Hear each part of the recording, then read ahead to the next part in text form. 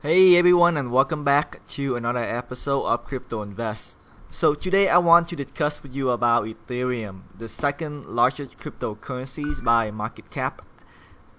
Over the last few months, we have heard so much news about NEO, about lists, about waves, about Stratus, and of course about EOS. And it seems to be that there are not that much news about Ethereum. But as a matter of fact, there has been a lot of good news about Ethereum. If you have been following Ethereum as closely as I am, the Byzantium hard fork was very successful. There has been a lot of good news coming out from a few conferences about Ethereum's development is underway. But the excitement is just not there. And this video hopefully can, if you are new to Ethereum, hopefully explain to you what it is and what it's trying to do. And if you are a veteran at Ethereum, then hopefully it can give you some refresher and maybe can ignite some of the excitement back into the community. But before I continue, remember everyone, this is for informational purposes only and should not be considered as investment advice. So first up, what is Ethereum? So Ethereum is the second largest cryptocurrencies by market cap. It's currently at $28 billion market cap, which is about, I would say, less than 1/3 of what Bitcoin is at the moment. And the current price for Ethereum is $297. So Ethereum at the core is not the same as Bitcoin, for example, because it's not a transactional currencies, if you will. It is really a platform for programmer to build dApp, decentralized applications. So Ethereum is a decentralized platform that runs smart contracts, applications that run exactly as programmed without any possibility of downtime, censorship, fraud, or third-party interference.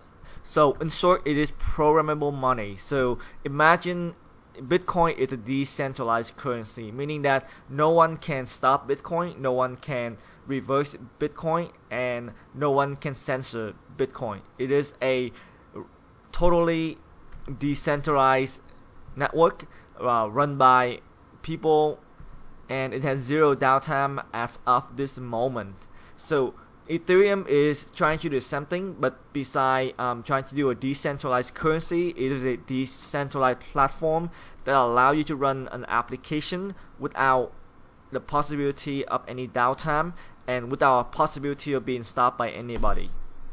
So that is huge. So unlike a lot of the cryptocurrencies nowadays where we only have a white paper, we only have an idea, Ethereum actually does have a working beta at the moment. So there is a platform of which you can start building a decentralized application or decentralized token. So Ethereum has 4 main versions on its current roadmap. The very first version, it actually started at Frontier. Olympic is just the very starter when they first started the idea, they first put together information about it. But Frontier is really the first phase of Ethereum where they issue Ethereum and it's only for mainly the programmer. It's not for the day-to-day user yet. Next is Homestead, which is where we were for a long time. It started in March 2016, and it just ended recently. And we just moved into the third phase, which called Metropolis, but there are 2 upgrades for Metropolis. So we just completed the first upgrade called Byzantium, and that was done actually this month on October the 16th, about 10 days ago. And then the next upgrade to complete Metropolis is Constantinople, and that is unknown at the moment. So I think we are looking at early 2018 for that upgrade. And then the last version of Ethereum is going to be called Serenity, and Serenity is going to come out sometime hopefully by the end of next year or early 2019, and that's when Ethereum is no longer in beta and is ready to be used widely. So it is definitely a cryptocurrencies, a smart contract platform that has a lot of development already being done and it's moving forward. And it have a really strong team as well. So I will talk about all of this in just a second. But first, if you do want to make a decentralized application, or you want to make a token on the Ethereum platform, you do have to learn something called Solidity, which is a language that is currently used. And many of the favorite tokens currently on the market are built from Solidity, using smart contract from Ethereum platform. You can actually go to etherscan.io/tokens to take a look at Ethereum token. So currently there are a lot of famous token that currently being built on Ethereum platform, including Omisigo that uses Ethereum, EOS, Augur, 10x, Golem. I mean, I can go on and on and on. This list is quite extensive. Even basic attention token, the BAT token, is built on the Ethereum platform as well. So what this means is, and again, this is the overview. It's not a technical video, so I don't want to go into all the details. But what it means is that this token here doesn't have its own blockchain. So when you actually send or receive, say, a BAT token, the transaction is being verified by the Ethereum blockchain. So the miners of the Ethereum blockchain will verify that transactions, and in turn you are paying using Ether, which is a native currency of the platform, and I will talk about that in a second. So I have been talking about smart contracts over and over again. So what the heck is smart contracts? So smart contract is just a fancy word for programmable if and then statement. So it is a way to have the token or the cryptocurrencies execute when certain events are happen. So as you can see here, smart contract help you exchange money, property, shares, or any other value in a transparent, conflict-free way while avoiding the services of the middleman. So they give an example here. So the example here is that, for example, an option contract between party is written as code into the blockchain. The individuals involved are anonymous, but the contract is on a public ledger. So imagine you are a farmer and you are afraid that this year you may experience a drought that would, or any event that would cause you to having a bad harvest year. Therefore you bought insurance to protect your farm. So that can be a smart contract. So the beauty of this is the insurance company doesn't need to know who you are, and you don't need to know who they are, but the contract is enforced digitally. So when a triggering event like an expiration date or a strike price is hit, the contract executes itself according to the coded terms. So in the example I just provide, let's say you did experience a drought and you having a very bad year, so therefore you exercise your insurance contracts. So based on the term and condition on that electronic contracts, the contract execute itself automatically, and you will be rewarded based on the term and condition in the contract. Say X amount of Ethereum will be sent to your wallet because the contract is now executed, and there are no way that anyone can deny that money, and there's no way for anyone to reverse it or stop that transaction because it is coded in the system on the public ledger. So that is a pretty high level example, so I hope I make the point clear, but this particular scenario can apply to anything. It can apply to you and your friend betting on a sporting event, and when the sporting event happen and the results are understood, then whoever won that bet will get the Ethereum, for example, and Ethereum will be moved automatically. So you don't have to call your friends up and ask your friend to pay you, or vice versa. Because at the beginning of the bet, you have pledged your Ethereum, so it's your friend pledged his or her Ethereum on the ledger. So I hope that I explained to you well on the differences between Ethereum and Bitcoin, which are very different. They are two different things. Bitcoin is a transactional cryptocurrency, and Ethereum is a smart contract platform. So I want to touch really quickly about the founder of Ethereum, which is Vitalik Buterin. If you don't know who Vitalik is, he is about 23 years old, and if you have listened to Vitalik speak in any of the video, you will understood that this particular person is very smart, in my opinion. Vitalik is a very strong voice in the Ethereum community, and he is constantly working on promoting Ethereum and explaining what Ethereum is and try to really gain a more and more adoption for Ethereum. You can certainly look into his background, very impressive background. He was earlier in his career as a coder or a programmer. He did help contribute to Bitcoin coding, but because Bitcoin is big, it's large, had a lot of internal politics, he proposed that maybe we should turn Bitcoin into a programmable cryptocurrencies, and that proposal did not get through. So therefore, he left and formed his own cryptocurrency, which is now known as Ethereum.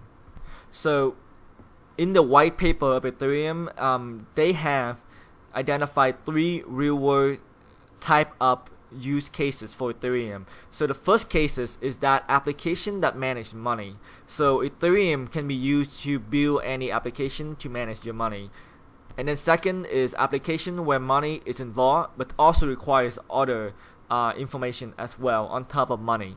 And then another way is that application that in the other section, which includes a voting and governance system.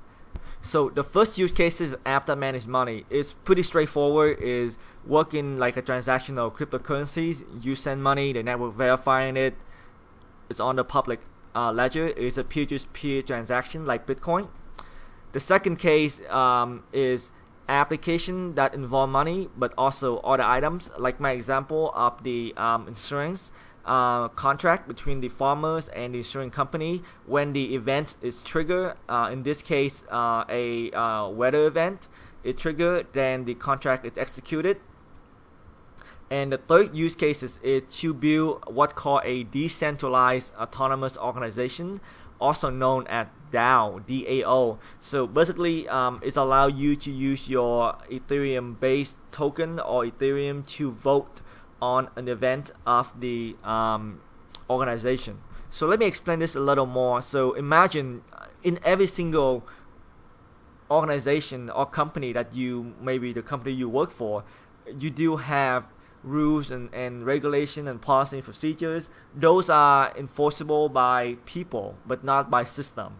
So what the DAO is basically they allow you to use Ethereum to build a company or organization where the rules and regulation can be enforced digitally. So for example, if someone is violating a rule set by the network, which is a rule that's set by your company, then the contract will be executed. In this case, either he or she violated a privacy policy and procedure, then he or she will be locked out of our system, and that will be done automatically without anybody coming in and manually doing anything with the system. So that's what they call by let it go.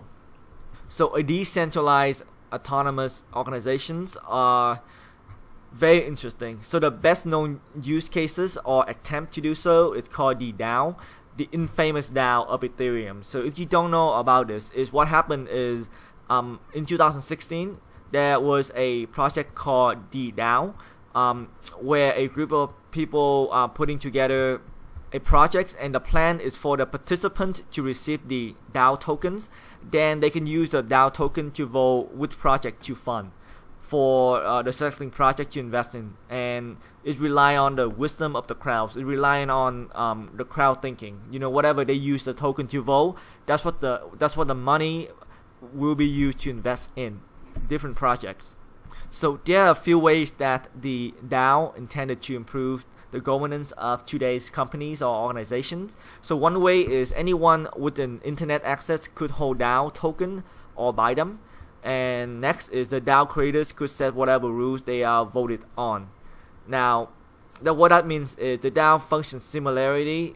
They rely on a smart contract platform, in this case Ethereum, and when that platform is set up, they're gonna pre-program any rules or stipulation that everyone, the whole system, have to abide by. So this sounds really good. It takes a lot of emotion. It takes a lot of ambiguities out of things. It takes some of the unfairness and provide more transparency in theory. But however, the DAO, this project, the DAO, turned out to be a fairly controversial movement. What happened is that because the coding was programmed into the network. However, there is a problem with the code, that there is a hacker that able to crack the code and hack the system. And because the DAO work in the sense that everyone have to vote and the rules are transparent and a lot of time irreversible, and if you do want to change any rules within the system, you do have to get auto vote in, and if they're not in a vote, nothing will move, because everything work on consensus when it comes to a this kind of organization. Is all decentralized and is relying on consensus. So what happened is, when the hacker found a problem with the network, they certainly exploit that, and the DAO observer, they couldn't do anything. No one can be in charge of this particular system to put a stop to it. So they are basically just sit there and watch the hacker slowly drain the funds, and they couldn't do anything to stop it. Technically, the hacker was following the rules as they were deployed. So the hacker didn't really break any rules. It just follow a crack in the system and drain the fund. So when this does happen, Vitalik and the core developers of Ethereum, or the main group of people that has about 80% of the hashing power of Ethereum, they stepped in and they decided to reverse those transaction history and return the funds to the owner, which was very controversial, because if the DAO was meant to be irreversible, it's meant to be that you cannot tamper with it, that you cannot stop it or you cannot manipulate it anyway. And the fact that the Ethereum group came in, the lead coder came in and make this decision, by all fairness, they were trying to do this to save the money and to return the fund to the owners before the fund being hacked completely. So I don't blame them for that. However, there was a group of people that did not agree with this particular action, so therefore they refused to roll back the Ethereum network, and because of that, that led to the creation of Ethereum Classic. So Ethereum Classic was a result of the DAO hack and the decision to roll back. A part of the Ethereum community did not want to roll back. Therefore, we now have Ethereum Classics as a part of that. Now I want to talk about Ethereum price over the last year. So since the beginning of this year, so let me go into that. So that would be, say, January 1st. Ethereum is at $8.12, and currently Ethereum is all the way at $297, so almost $300. Earlier this year, Ethereum gone and testing the $400 twice. Once on June 13th, and then another one back in August 30th. So Ethereum have an incredible run in terms of return this year so far, and there has been a lot of good news on Ethereum. And one of the major good news happened recently is the Ethereum's Byzantium hard fork was a success, and Ethereum is moving forward with the second hard fork for the Metropolis upgrade, which should come up in the next few months. That's called Constantinople, and that should put Ethereum at the next stage, which is Metropolis. So from a fundamental standpoint, Ethereum is as strong as ever. But it does seem like, since the huge run all the way from basically beginning of the year until June of this year, Ethereum is hitting a wall at the second. So it does seem like $400 is the wall that it's trying to break. And in my opinion only, it is a matter of time before they will break that wall. It's just that there are so much distraction in the market. Currently we're at 1,221 cryptocurrencies total. Every day there is somebody pumping some coin. Every day there are news about certain coin, and sometimes they are good coin, but because of there's so much distraction, I do feel like it does take away some of the fire under Ethereum in terms of pricing action. Now, Ethereum is not alone in this space. It's certainly the first smart contract decentralized platform for cryptocurrencies, but it's not the only anymore. It is the first, but not the only. So some of the big competitor that you may have heard of is one called NEO. NEO is dubbed the Chinese Ethereum. So I had a video on NEO before, so take a look at NEO if you not sure what it is. It is definitely up and coming. Lisk is another one that on the map recently. It has a huge run up as well. Next is Waves. You also have Stratus that have huge gains the last couple of days. It is also trying to do something similar, which is a decentralized platform for decentralized app.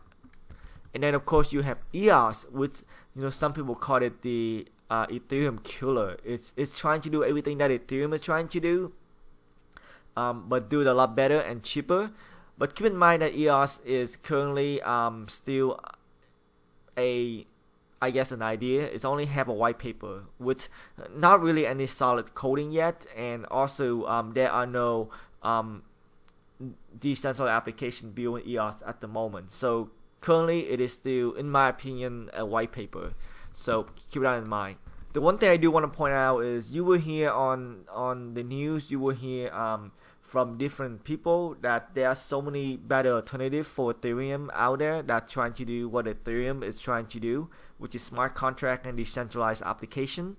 But let's not forget, Ethereum is the first of its kind, and it's already in the market. There's so many projects built on top of Ethereum already. The network effect is huge, and in technology, sometimes the technology is not as important as the network effect in terms of your return on investment, looking at it from an investor standpoint. So it is the same reason why when you look at things like Bitcoin, there's so many coins out there that are better and quicker and faster and cheaper than Bitcoin.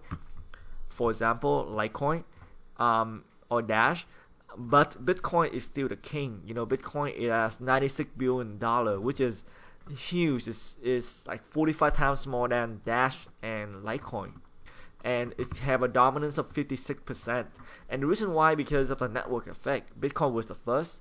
Then more people knew about it. It is a household name. There's more people using it. Therefore, it is the one that people value the most. And also, it's been around the longest. So the last point I want to cover really quickly is why do you need Ethereum? What is the token for, or what is the cryptocurrency used for? So the way that I would explain it, and this is a very loose iteration example, if you will, is think about if you are building application on top of something like Windows. In order for you to do that, you do have to buy the operating system, like Windows in this case. Something here, if you want to develop a token or a decentralized application on top of Ethereum, you do have to pay the network in terms of executing and hashing power. Somebody out there needs to verify the transaction on a blockchain, and the miner in this case will need to be paid by Ethereum or Ether within the network. It is how they get paid. So that's how the value of Ethereum is coming from. Now, whether or not the that particular value reflecting on the price at the moment, that's up for debate, and it's up to you to decide. But I just want to point that out. Anyway, guys, I know this video has been so long. I want to make sure that I cover a lot of the things that Ethereum and do it justice. It is fairly exciting and fairly complex, and I hope that you get some value out of this. And if you do, please hit the like button and subscribe to the channel. And thank you so much for watching again. Your like does help other people find the same content, and I will talk to you soon. Bye bye.